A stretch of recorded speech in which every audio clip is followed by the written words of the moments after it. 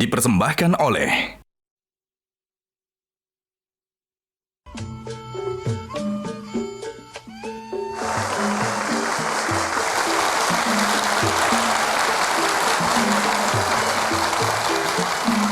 Iya, selamat malam, selamat ulang tahun Kota Jakarta yang ke-498. Kota yang tidak pernah benar-benar tidur, tapi selalu punya mimpi besar yang ingin dikejar. Kota yang terus tumbuh di kota global, namun tetap peduli pada akar budaya dan juga lokal. Jakarta hari ini terus menata wajahnya, merancang transportasi publik yang semakin terkoneksi. Taman kota yang lebih asri sebagai ruang rekreasi dan untuk warga bisa saling berinteraksi. Tapi sebelum kita memulai bincang-bincang pada malam hari ini, izinkan saya menyapa para hadirin semua dan juga pemirsa di manapun Anda berada dengan sebuah pantun. Boleh nggak? Boleh. Jalan-jalan ke kota tua. Jangan lupa jajan kerak telurnya.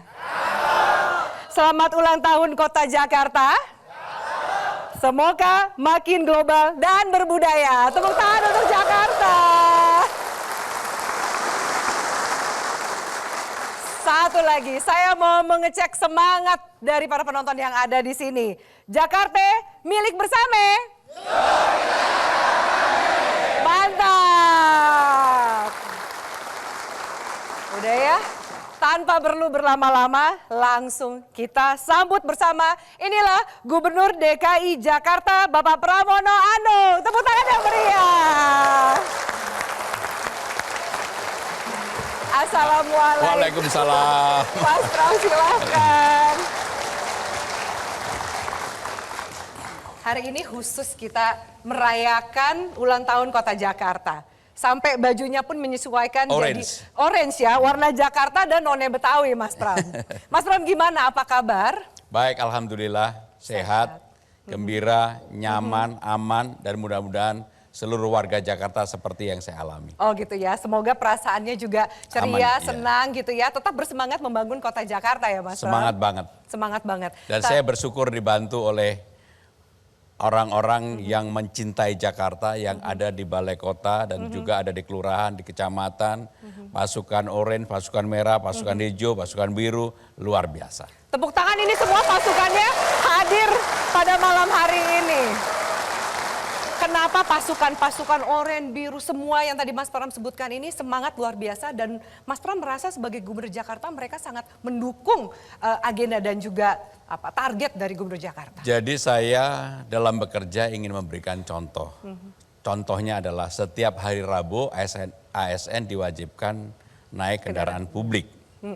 Walaupun hujan seperti kemarin, saya juga bagian dari sama-sama dengan para semua yang ada hadir di sini. Dan itu pasti dilihat juga oleh para staf, bawahan kita. Dan inilah yang saya rasakan, kenapa kemudian sekarang suasana di balai kota, bukan karena saya yang merasakan, tetapi semua orang pasti merasa nyaman, merasa gembira, dan bekerja dengan sungguh-sungguh.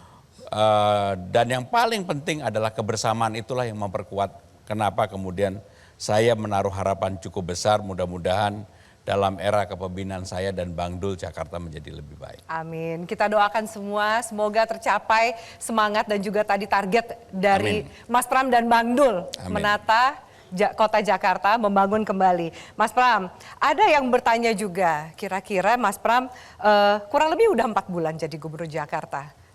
Sesuai ekspektasikah atau ada yang menjadi kejutan ketika menjalani peran sebagai Gubernur Jakarta?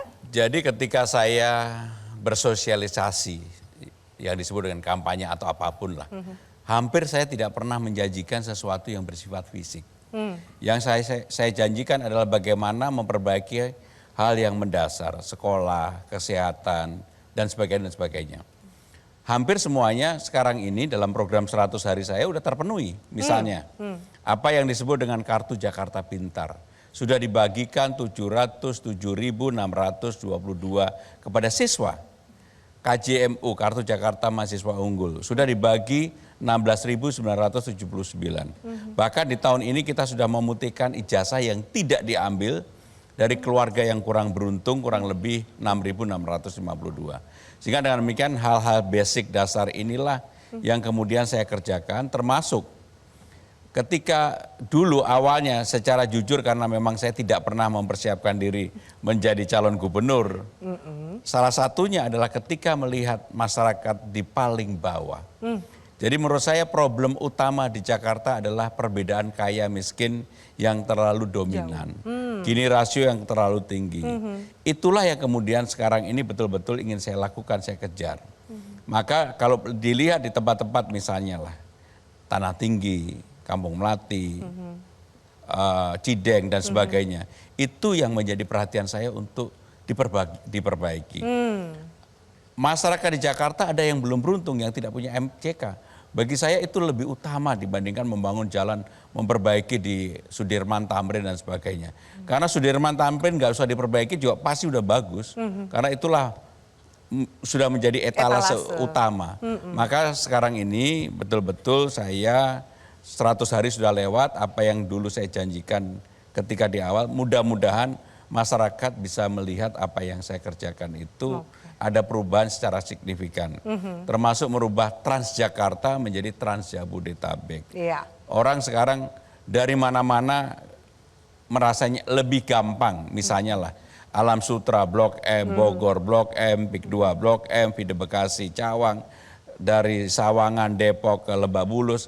Dan minggu depan ini kita akan buka dari Bekasi melalui tol Becakayu sampai dengan Duku Atas.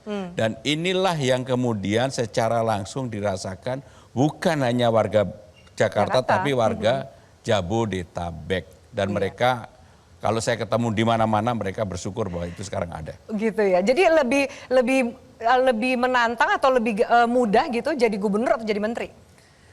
Dulu waktu jadi menteri 2 periode saya penjaga dapur. Sebagai chef penjaga dapur memang saya tidak tampil di ruang publik. Kalau kerja mikir sebenarnya lebih mikir ketika jadi menteri. Karena menyiapkan konsep. Menyiapkan blueprint untuk pembangunan Indonesia jangka menengah panjang dan sebagainya.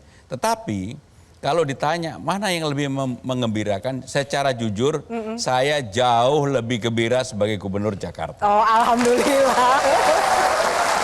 Semoga warga Jakarta juga sama gembiranya dengan gubernurnya, Mas Pram. Jadi sekarang ini ada hari yang betul-betul saya tunggu, yaitu hari Rabu. Karena di hari Rabu lah saya naik transportasi umum, bisa berdialog dengan masyarakat, bercerita, dan saya biasanya yang memulai menanyakan duluan, kamu kemana, mau kemana, bagaimana kehidupan keluarganya, pendidikan dan sebagainya. Bahkan dalam perjalanan di bus itulah beberapa hal bisa diselesaikan. Kalau di momentum ulang tahun Kota Jakarta sekarang tentu ada yang istimewa yang ingin dipersembahkan, ya kan, sebagai gubernur dan wakil gubernur yang baru. Apa saja kira-kira Mas Pram yang ingin diberikan kepada warga Jakarta di ulang tahun kali ini? Jadi yang paling utama kan sekarang kita sudah memulai tradisi baru, ada taman-taman yang dibuka 24 jam. Salah satunya adalah lapangan banteng. Biasanya ulang tahun Jakarta itu ada di Monas atau di Ancol. Kali ini saya meminta diadakan di lapangan banteng. Kenapa di lapangan banteng? Karena memang tema utamanya ulang tahun adalah Jakarta sebagai kota global dan berbudaya. Lapangan banteng itu kalau Afi datang sekarang pasti terkejut. Karena sudah betul-betul menjadi taman yang menurut saya skalanya nggak kalah dengan taman-taman utama di negara-negara maju. Bahkan menurut saya dibandingkan dengan Central Park, Botanica Garden, nggak kalah. Kamu harus lihat. Masa nih? Di sana banyak sekali komunitas yang hadir, ada air mancur, ada lampu-lampu. Pokoknya udahlah, kamu Afi harus datang ke lapangan banteng dan juga taman-taman yang dibuka 24 jam. Awalnya semua orang ragu, khawatir. Jangan-jangan menjadi tempat mesum. Jangan-jangan nggak terurus dengan baik. Sekarang setelah banyak orang melihat, termasuk perpustakaan yang kami buka sampai dengan jam 10 malam, semua orang mengapresiasi itu.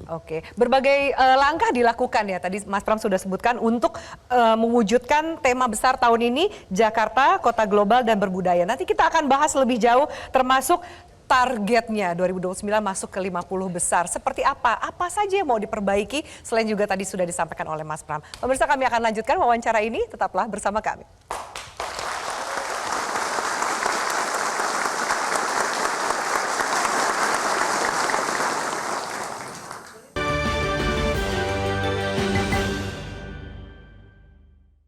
Dipersembahkan oleh